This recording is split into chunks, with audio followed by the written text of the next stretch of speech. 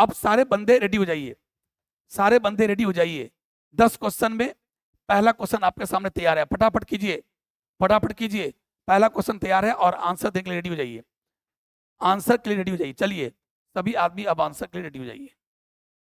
पर ये पहला question, zygote is करेक्टरिस्टिकली, a zygote is करेक्टरिस्टिकली यानी क्या है? पढ़ो। Unicellular and haploid, multicellular and diploid, unicellular and diploid, multicellular and haploid. जल्दी इसका आंसर मारिए कि जायगोट का कैरेक्टर कैसा होता है। जल्दी मारिए, ए मारिएगा कि बी मारिएगा कि सी की डी। और अगर आप ऐसा लिखते हैं, थोड़ा लिख करके बनाते हैं तो मुझे और भी खुशी होगी। वैसे पहला क्वेश्चन है तो आप ए बी सी भी लिख सकते हैं। शुरू कीजिए, जल्दी लिखिए। दीपक कुमार सी लिखा है, बहुत बढ़िया। एक बंदा और कोई लिखा है बट मेरी नजर नहीं जा पा रही, अच्छा से मैं नहीं पढ़ पा रहा उसका नाम। चलिए इसका आंसर होगा सी, इसका आंसर होगा सी। एक आदमी बी लिखा है, दीपक कुमार। बी का है लिखा रे, बी का है लिखा तुम। इतना समझना था दीपक कुमार तुमको कि जायगोट होता है मल्टी सेलर, जायगोट होता है एक सेल का और होता है डिप्लोइड। जायगोट एक सेल का होता है और कैसा होता है? डिप्लोइड। बी कैसे तुम लिख दिया है दीपक कुमार? बी कैसे तुम लिख दिया बोलो? इसका आंसर क्या होगा? सी। और सब आदमी ठीक लिखे हैं, विष्णु जी, नंद किशोर, साक्षी, सब, Vidya Lakshmi, each and every person, सब सही लिखे हैं। हाँ अब दीपक कुमार सही कर लिया, सी, बहुत बढ़िया। चलिए तो जायगोट कैसा होता है? एक सेल का होता है, यूनिसेलर होता है और डिप्लॉयड होता है। चलिए चलो सेकंड पर आ जाओ, सेकंड पर। ठीक है आप लोग सब है, आनंद यादव जी ठीक है, बिल्कुल ठीक है। चलिए सब आदमी अब यहाँ आइए भैया, इस क्वेश्चन में आइए। Embryo formation initiates only after certain amount of endosperm is form. जब तक एंडोस्पर्म का कुछ अमाउंट नहीं बनेगा तब तक जायगोट से एम्ब्रियो बनने का काम शुरू नहीं होगा। पहले खाना तैयार करोगे तब गेस्ट को बुलाओगे, पहले एंडोस्पर्म बनाओगे तब जायगोट बनाओगे। वही कहता है कि एम्ब्रियो फॉर्मेशन इनिशिएट्स, एम्ब्रियो का बनना शुरू होता है तभी जब कुछ अमाउंट में एंडोस्पर्म बन जाते हैं। ऐसा क्यों? पढ़िए। Endosperm protect the embryo from pathogen, endosperm provides nutrition for embryo development, endosperm induces cell division in the suspensor, endosperm form the seed coat. सही आंसर मारिए सब आदमी, सही आंसर मारिए। क्वेश्चन नंबर 2 ऐसे लिख के मारिए। क्वेश्चन नंबर 2 का क्या? जल्दी लिख के मारिए। ए बी सी डी में से जल्दी बोलिए, ए बी सी डी में से क्या होगा? क्यों पहले इंडोस्पर्म बन जाता है तब एम्ब्रियो बनता है? इसमें से चारों में से कौन लाइन सही है? चलो मैं बता देता हूं, मैं बता देता हूं। जबकि हम बता दिए थे कि पहले गेस्ट को बुलाओगे कि टेबल पर बैठ जाइए कि पहले खाना बना लोगे, वही बात है। अभी तक कोई नहीं लिखा, किसी में हिम्मत नहीं। चलो मैं आंसर बोल रहा हूं, इसलिए हमारे पास तो समय नहीं कि मैं इंतजार करूंगा। इसका आंसर होगा बी, क्योंकि एंडोस्पर्म प्रोवाइड, एंडोस्पर्म पहले से बन के इसीलिए तैयार होता है क्योंकि एंडोस्पर्म देता है क्या चीज? Nutrition for embryo development. पहले थोड़ा सा बन के तैयार हो गया ताकि उसको डेवलपमेंट के लिए खाना देता रहेगा, इसलिए आंसर क्या होगा? बी। दूसरा का आंसर क्या होगा? बी। और आप में से किसी बंदा ने नहीं मारा, किसी ने नहीं मारा, दुख की बात यह है। इसीलिए अब जाकर के कुछ कुछ लोग लिखना शुरू कर दिया। अभी तक विद्या लक्ष्मी सी लिख रही है, क्या मतलब बनता है? सी कैसे होगा? क्या मतलब बनता है? जो मन सो बोल दीजिएगा है। आंसर ये होगा एंडोस्पर्म वाला। चलो इसका आंसर क्या होगा? बी। पढ़ो बढ़िया से, क्या होगा? बी। एंडोस्पर्म इसीलिए बन के पहले से तैयार है, पहले एंडोस्पर्म बनता है तब जाके क्या होता है? तब जाके एम्ब्रियो बनना शुरू होता है। क्यों? क्योंकि एंडोस्पर्म जब बन जाता है तो एम्ब्रियो को खाना देने के लिए तैयार है, न्यूट्रिशन देता है कि ए एम्ब्रियो अब तुम डेवलप करो, डेवलप करते रहो, खाना खाते रहो, डेवलप करते रहो, खाना खाते रहो, इसीलिए पहले वो बन गया। तो आंसर होगा बी। आज सब आदमी इस बार फंस गए, आंसर मैंने दिया उसके बाद सब राजू जी पहले मैं लिखा हूं, ठीक है, आशुतोष जी पहले मैं लिखा हूं, मनोज यादव जी पहले मैं लिखा हूं, तब आप लिखे। चलिए क्वेश्चन नंबर तीसरा, क्वेश्चन नंबर तीसरा आ जाइए, आइए सब आदमी क्वेश्चन नंबर तीसरा पर। During the early stage of development. एकदम मजाक मत लो, सीरियस लो। कितना मेहनत करके मैं आता हूं लाइव, क्वेश्चन को सीरियसली नहीं लेते हो, मन से नहीं पढ़ोगे, फिर कैसे क्वेश्चन बनाओगे 12वीं के बोर्ड में या फिर नीट में कैसे क्वेश्चन बनाओगे? जो अभी मैं पढ़ाया हूं उसी से क्वेश्चन है सब। During early stage of development embryo are similar in. जब अर्ली स्टेज होता है तो दोनों में सेम होता है। चलो मैं आंसर मार दिया। चाहे मोनोकॉट, आज हम आपको किसका पढ़ा है? डाइकॉट का, कि डाइकॉट प्लांट में कैसे एम्ब्रियो बनता है, पूरी कहानी बता दिए, कैसे 2 कोटिल्डन बन जाता है। लेकिन मोनोकॉट प्लांट में भी शुरुआती में ऐसे ही होता है कि जायगोट में पहला माइटोसिस होगा, एक बनेगा सस्पेंसर सेल, एक बनेगा एम्ब्रियो सेल, ऐसे ही शुरुआती में सेम होता है। तो वही बोलता है during early stage of development embryo are similar in both monocotyledon और डाइकोटिल्डन, दोनों में सेम होता है। इससे आंसर क्या होगा? सी। ठीक है साक्षी जी, बिल्कुल ठीक है, सही है, सी मारे हैं। लेकिन नंद किशोर जी बी मार दिए, वाह। क्या आंसर होगा इसका? आंसर सी, आंसर होगा सी। चलिए सब आदमी अब सी मारने लगे, चलिए बहुत बढ़िया। विद्या लक्ष्मी, साक्षी, राजेश, दीपक, चलो सब आदमी सी मारा है, बहुत बढ़िया। सुधांशु, चलिए आशुतोष जी, चलिए आगे बढ़िए, आगे बढ़िए, चलिए आगे बढ़ते हैं फटाफट। चौथा question, when A zygote divides, ध्यान देना, पहला माइटोसिस, पहला माइटोसिस, पहला माइटोसिस, जब पहला माइटोसिस ट्रांसवर्सली हुआ था डाइकोट प्लांट में, तो एक लार्जर सेल बना था, एक बड़ा वाला सेल टूबार्ड्स किधर? माइक्रोपाइलर साइड में। कहता उसका क्या नाम है? लिख के बताओ। नाम ABCD मत लिखना, ABCD मत लिखना मेरे बाप, नाम लिख के बताओ कि जो बड़का सेल, एक छोटका सेल बना था, एक बड़का सेल, बड़का सेल जो माइक्रोपाइलर साइड एमबीबीएस निमोनिक था, उसका नाम बोलो क्या नाम है? ABCD से हम नहीं मानने वाले हैं, ABCD लिख, हम किसी को पढ़ भी नहीं रहे हैं। नाम लिखिए, चारों में से नाम लिखिए जो माइक्रोपाइलर साइड में बनता है, बड़ा सेल और एक छोटका सेल था। जल्दी बोलिए, अब तक कोई नहीं लिखा, नहीं बोलोगे तो आंसर बोल देंगे हम, तुरंत आंसर बोल देंगे। एक आदमी शायद लिखा है लेकिन मुझे दिखाई नहीं पड़ रहा है टीवी स्क्रीन पर। यस, साक्षी लिखी है बेसल सेल, बिल्कुल राइट आंसर है। राहुल कुमार लिखा है सस्पेंसर सेल, बिल्कुल सही आंसर है। लेकिन भाई साहब एक आदमी है यदुवंशी नीतीश, वो लिखा है टर्मिनल सेल। भैया इतना बेकार न पढ़ाए हैं, इतना बेकार न पढ़ाए, क्या बात करते हो यार तुम लोग, ध्यान नहीं देता है। देखो क्या बेकार पढ़ाए तुम लोग को, ये सब याद नहीं है तुमको कि माइक्रोपाइलर सेल में एक बड़का सेल बना था, इसका नाम यही तो क्वेश्चन पूछ रहा है यार। गजब हाल है, हद कर देता है। लेकिन तुम लोग मूड ऑफ कर देता है। चलो इसका नाम क्या होगा? सी, यानी सस्पेंसर सेल। सस्पेंसर सेल होगा या बेसल सेल होगा? बड़ा गजब, इसीलिए बोलता हूं शुरू में सुना करो बढ़िया से, कैसे गड़बड़ हो जाते हो। अभी तुरंत पढ़ाए ना, suspensor cell and basal cell इसका नाम होगा। चलो आगे की बात करो, इसमें क्या था भैया? अच्छा वो 30 जून से, यानी कल से ही मैंने स्टार्ट किया है, 3 से 4। सब आदमी से निवेदन है, 3 से 4 में एक बैच स्टार्ट किया हूँ दिन में, 11th का आखिरी बैच है और न्यू बैच 3 से 4, याद रखिएगा, थोड़ा सा सपोर्ट कीजिएगा। आप जगह जगह चर्चा कर देंगे, यही काफी है। चलिए तो 5वां क्वेश्चन बनाइए। ठीक उसका उल्टा बड़का सेल का नाम था सस्पेंसर सेल या बेसल सेल। अगला पढ़िए, क्वेश्चन पढ़िए, पढ़िए और समझिए। Smaller cell formed by the transverse division of the zygote is situated towards the chalazal. जो चलाजल पुल पर था वो छोटका सेल था, उसका क्या नाम है? जल्दी बोलिए। बेसल सेल नाम था कि सस्पेंसर था कि एम्ब्रियो सेल टर्मिनल सेल था कि हॉस्टिलिया? जल्दी बोलिए, जल्दी बोलिए। अब तो आप फटाफट बोल दीजिएगा। बड़का सेल का नाम सस्पेंसर था तो छोटका का नाम क्या था? अरे बोलो यार जल्दी जल्दी। फिर सी लिखता, बोले नाम लिखा करो। यस, जो नाम लिखेगा वैसी का हम पढ़ेंगे। राहुल कुमार लिखा है टर्मिनल सेल, बिल्कुल सही आंसर है, और किसी का हम नहीं पढ़ने वाले हैं। चलिए एम्ब्रियो सेल, बहुत बढ़िया, और आंसर होगा सी। चलिए इसका आंसर क्या होगा? सी। ओके चलिए अगला क्वेश्चन है द फिलामेंटस सस्पेंसर, जो सस्पेंसर बना था, याद करो, अब हम नहीं बोलने वाले हैं, आपको आंसर देना है।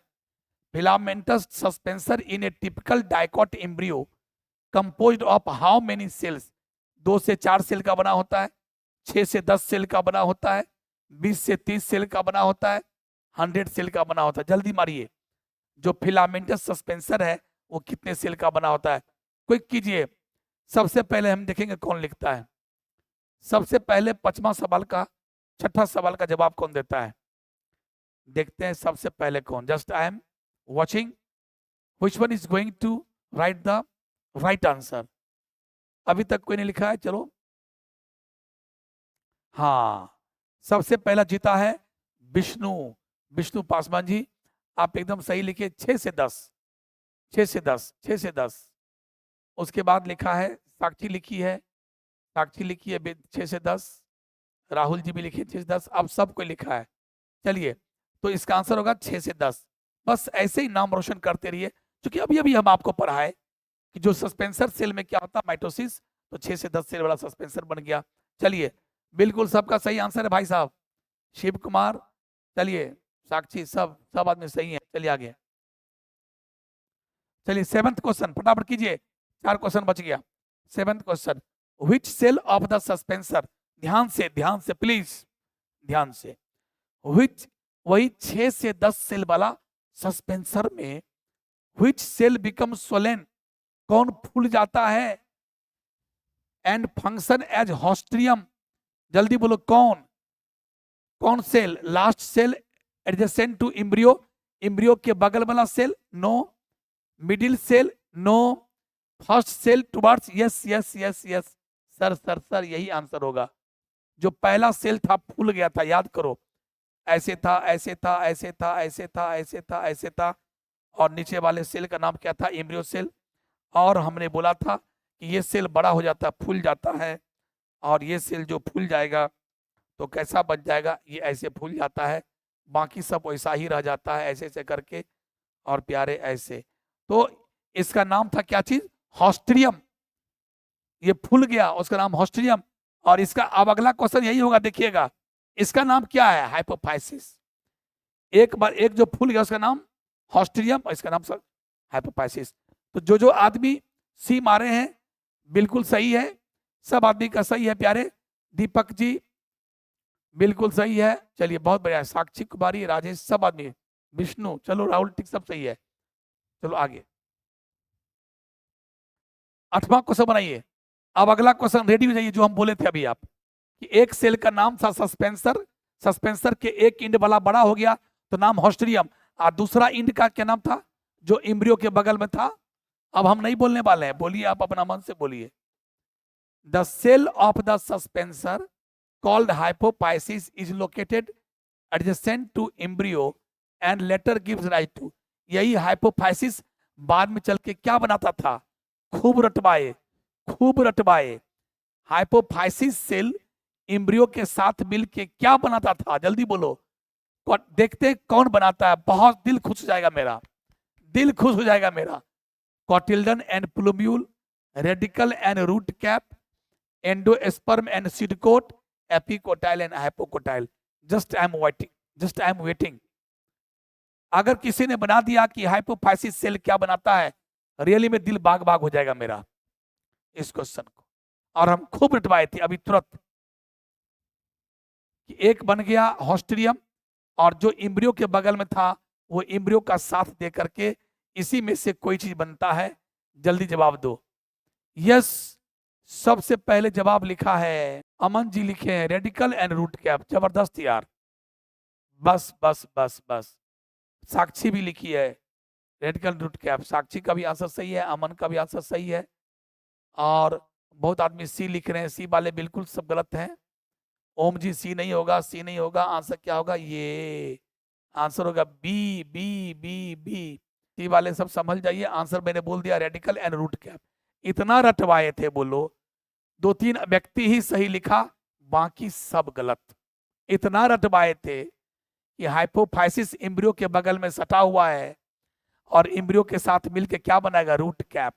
अब आपको मैं फोटो पे ले जाऊं क्या, सभी आदमी को मैं फोटो पर ले जाता हूं, यही तो हम फोटो पर लेते हैं। ये इसका नाम है हाइपोफाइसिस, और इसके साथ मिल करके ये बनाता है रेडिकल एंड रूट कैप।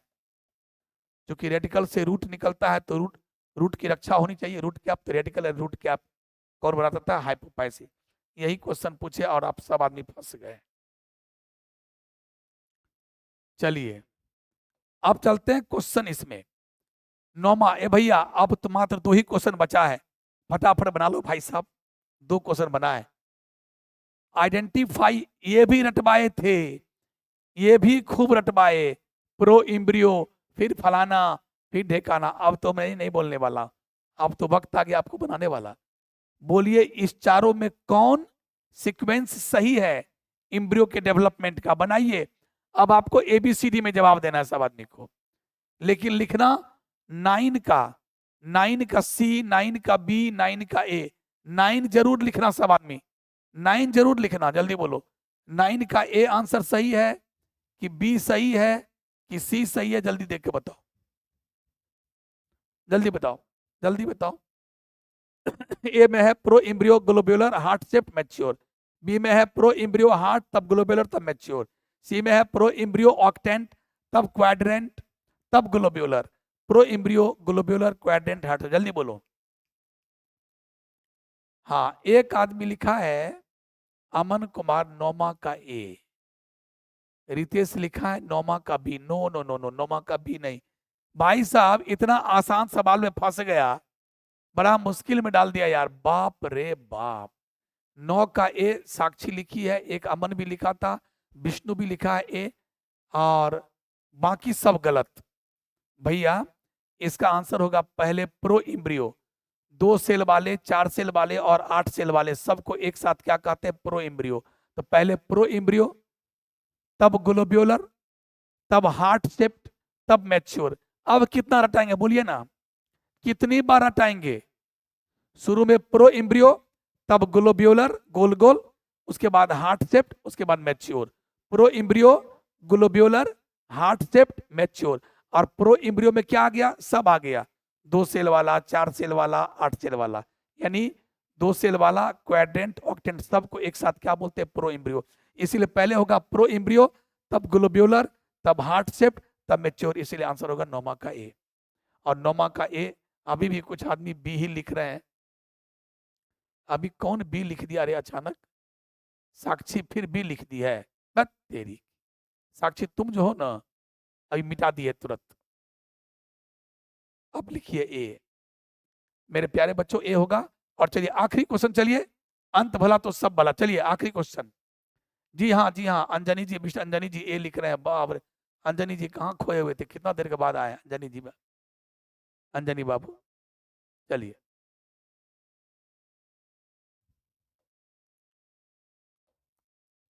चलिए, तो 10वां लास्ट क्वेश्चन है, अंत भला तो सब भला। बढ़िया से बनाइएगा मेरे मेरे प्यारे बच्चों, नन्हे मुन्ने बच्चों, जल्दी फटाफट चलिए। शिव जी चलिए, चलिए शिव जी, दीपक जी चलिए, इधर आइए। 10वां क्वेश्चन में, the point on the embryonal axis, ये वाला, ये वाला, इस पॉइंट के बारे में पूछ रहा है, हम फिगर भी बना दिए। द पॉइंट ऑन द, इसका नाम है एम्ब्रियोनल एक्सिस, इसका नाम है point. The point on the embryonal axis at विच, जहां पर बोथ कोटिल्डन, ये कोटिल्डन और ये कोटिल्डन सटा हो, आर अटैच्ड, उसे क्या कहते हैं? एम्ब्रियोनल एक्सिस का वह पॉइंट जहां पर दोनों कोटिल्डन सटा हो, उसे क्या कहते हैं?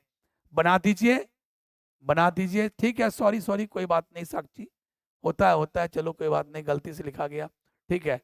ए होगा तो कि आप शुरू में भी, साक्षी तुम शुरू में ए लिखी थी, पुनः तुमसे बी कैसे फिर लिखा गया पता नहीं, टाइप गलती हो गया, टाइप गलती, ओके। चलिए कोई बात नहीं, चलता है।